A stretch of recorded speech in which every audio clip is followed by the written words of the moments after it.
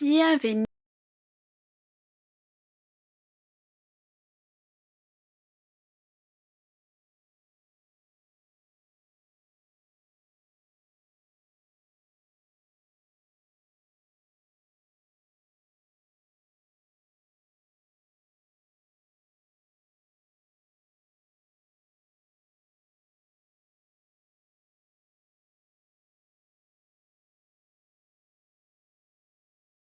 Tambola mokili bandeko nanga omona makambo ya somo. Makambo ya kobanga, makambo ya kobangisa bandeko na ngai eza pasi pe mawa o tolobaka na biso chaque jour pasi pe mawa. Na jour ya libala ndeko na biso ya mwasi akufa. Jour na ye penza ya libala. Mokili kobanga. Mokili ozosala pasi moko na motema pas possible. Mosusu omituna bakamarade naza nango baza bakamarade ya solo to baza bakamarade ya lokuta. Mosusu bandeko nanga o naza na bango baza bandeko ya solo to baza bandeko ya lokuta. Salut cher Bouchou, salut cher abonnés, salut cher connaissances, salut surtout les amis de Étoile Lune Inès TV. J'espère que vous allez bien. Quant à moi, je suis bel et bien super bien par la grâce de Dieu. Chers Bouchou, chers abonnés et chers connaissances, yalelo na memeli bino lisusu sangomoko ya mawa, sangomoko ya pasi, sangomoko ezolelisa, sangomoko on alobaka nanga chaque jour que ezosala pasi et encore pasi na motema. Avant de kota na moi histoire au bandeko nanga et kozala bien nanu si c'est la toute première fois ya kokota na chaîne Abisso, chaîne moko ya kitoko, chaîne ya batoli pas possible et pourquoi pas chaîne ya bana nzambe. Je vous prierai surtout de vous abonner massivement. Abonnez-vous. Cliquez aussi sur la cloche de notification pour surtout recevoir les nouveautés de notre chaîne. Aimez la vidéo, la famille, commentez et partagez. En tout cas, ekosa la biso oyo tolobaka na biso chaque jour. Tokos makasi. Bande konanga bozwana nu bakiti bo vanda. Ezalaka bientôt obeta masolo. Toza ya kovanda bandeko botia mwa mai pembeni, botia mwa jus na bino pembeni. Mwa sucré ezanga kate. Elo tobo ya kaso ki toza na basango ya liwa surtout. Ezalaka nde kolia moyen tolia ezalaka te. Bandeko nanga ezosala pasi et encore pasi na motema. Ndeko mwasi bomona kombo na ye Larissa. Nde ezalaki kombo na ye.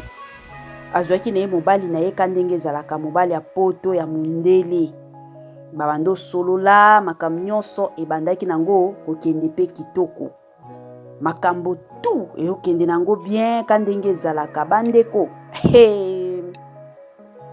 Ayebisi pe ba camarades na yeke nazwi nanga mobala mundele, mobala zouta poto, zouta France, zo ya kobalanga kandenge ezalaka beteli ba camarades na masolo ba camarades pe ba sepeli. E ko sala ke mobali pe akiti France. Aye lisikoyo basala libala na mwasi na ye. Bandeko mokili oyo eosala pasi moko na motema. Bandeko ba organiser na mariage na bango batie commune kandenge ezalaka mutu nyonso toujours a mariage na ye fo bakende commune batie pe commune basali makambo ya commune batie pe na église basali makambo ya église ba bénir bango bakomika na salle kobina kandenge batu nyonso babinaka era feti ebandi baobina kolia bandeko feti nanu esilaki atate ndeko na biso akwei batu nyonso bagangi na salle eza nini problème nini akwei pourquoi ndeko koma kolandela komema mwana ya batu na hôpital ba déclarer qu'elle est morte azaki lisusu invité abandai lisusu kopema te bandeko histoire moko ya pasi. Histoire moko zo sala pasi. Biso tokanisi atake no mutu akufi bongo makambo etikala ta bongo. Boyo kasikoyo famille ya mwasi. Bandeko makambo eza pasi na mokili oyo. je ne sais pas nazo yeba te tolobaka lisusu nini tozongaka lisusu ndenge nini tokanisaka lisusu nini bandeko na ngai. Botiela biso nanu ba j'aime, bosalela biso pe ba commentaire na système kaka ya bien makasi. Bandeko esalaki mobali choc moko, esalaki pasi moko na motema pas possible. Mobali akokaki na eko se ressaisir lisusu te, abandaki kolela bino moko boyebi deja mindele balela kata na mwa eloko ya moke mindele aleli sikoyo pona bolingo auti poto ayebi ke na eko bala mwasi ya ndoto nanga bake pe babalani ka le même jour ya feti mwasi akufi. Bandeko nanga mundele alelaki pas possible, alelaki na niveau moko pas possible. Sikoyo eko sala ke grande sœur ya Larissa eko tele malobi te comme Larissa akufi eloko oyo koki kosala ezaki obala leki ya Larissa. Comme ça, comme Larissa il fallait akende poto, leki na yende akende poto.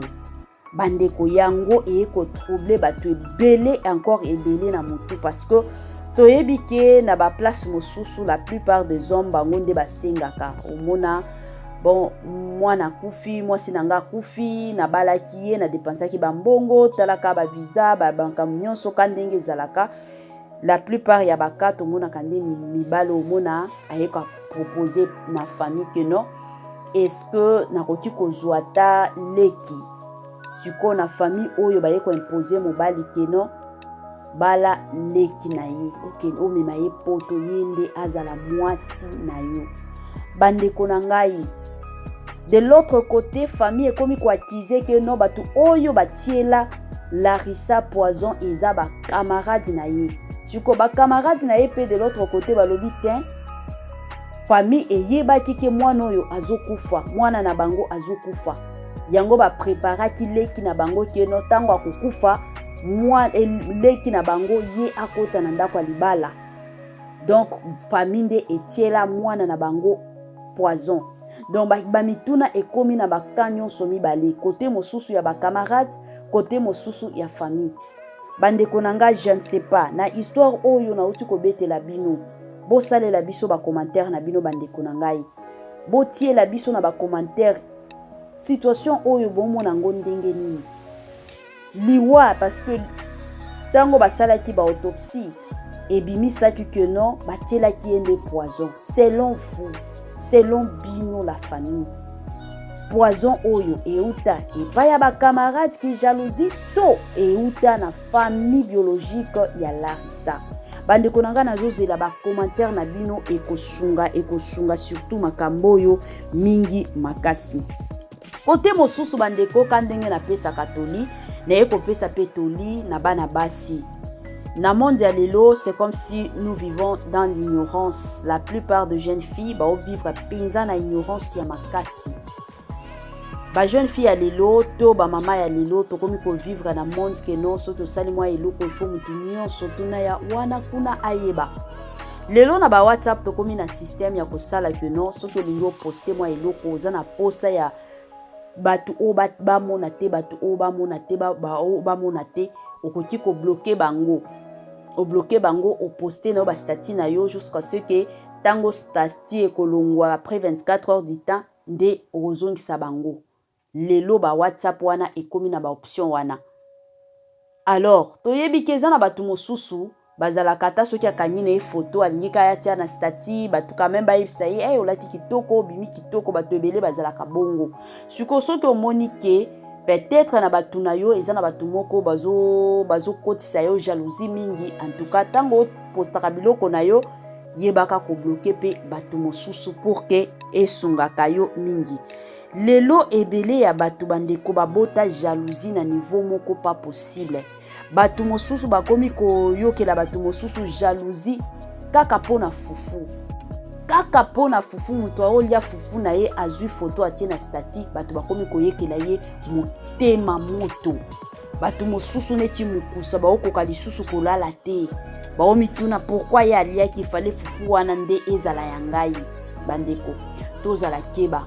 Yango na lobaki monde alelo to vivre mingi ebela bato bo vivre na ignorance ya makasi parce que kande balobaka mutu oya koboma yo azalaka musika te azalaka na ye pembeni azotala yo aotala yo azosekisaka pe yo aopesaka yo pe ba idéologie ya vie kandenge ezalaka sala boye kende boye zonga boye kende boye mataka boye kitaka boye monde alelo ekomi nango bongo.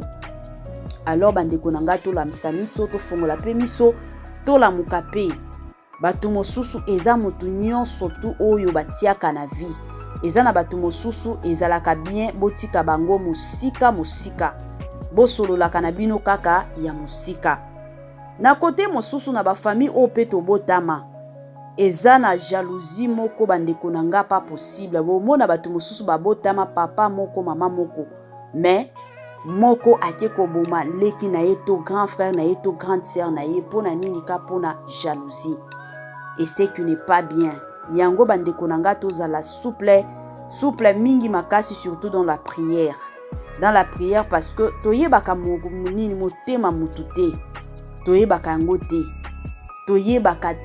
toyebaka te oyo azokanisela nga nini eske tango asekisaka nga penza na motema na ye nyonso to ezalaka na ye kaka naseka na nga kaka atala ke nalingaka ye me nalingaka ye te. Donc tozala keba bandeko na ngai tozala keba ata soki bobotama libumu moko soki omoni peut-être leki na yo akomi kosalela yo jalousie en tout cas zala keba soki omoni grande sœur to grand frère na yo akomi kosalela yo jalousie en tout cas zala keba parce que monde ya lelo ekomi monde moko ya kobeba makasi ekomi monde moko ekomi kosala mwa pasi penza mingi na motema ekomi pe kobangisa na niveau moko pas possible tozala keba bandeko na ngai na monde surtout ya lelo histoire oyo eyaki penza ko teach biso na makambo mwa ebele oyo peut-être ebele ya batu lelo bazwaka la légère bazwaka penza la légère bayebaka te est-ce que makambo ope koki kosalema histoire oyo ila musabino bandeko na ngai monde eza ya kobeba lelo monde eza nango ya kobeba eosala pasi pe mawa komona tabino moko mutu na jour ya mariage na ye ya kufi yango bomona bato mosusu omona asali mariage na ye après 2 semaines omoni mutu akufi neti histoire ka ya Grace Kanku kandenge boyokaki bandeko dans 2 semaines azokende na ye na libala na poto na 2 semaines wana kaka na kokufa akufi liwa moko ekomi liwa moko ya ba histoire ekendaki emataki. Donc bandeko na ngai yango na yekola musabino bozala souple bozala surtout clever miso na bino ezala toujours gao parce que toyeba te nani mutu bien nani mutu malamu nani mutu oyo penza aye kosunga biso toyebaka te. Donc tozala surtout éveillé. En tout cas bandeko nanga yango ya mukie kaka nalingaki na partager na bino kandenge boyebi biso toyaka penza na système moko kaka ya bien makasi. En tout cas bandeko bo panza pe teke bo panza pe sango ya histoire oyo ekende pe kosunga pe bandeko na biso mosusu ekende kosunga bango ba oyo bazaki na ignorance ya makasi. En tout cas ekende pe kosunga bango ekosala kitoko encore kitoko mingi makasi. Bye bye la famille.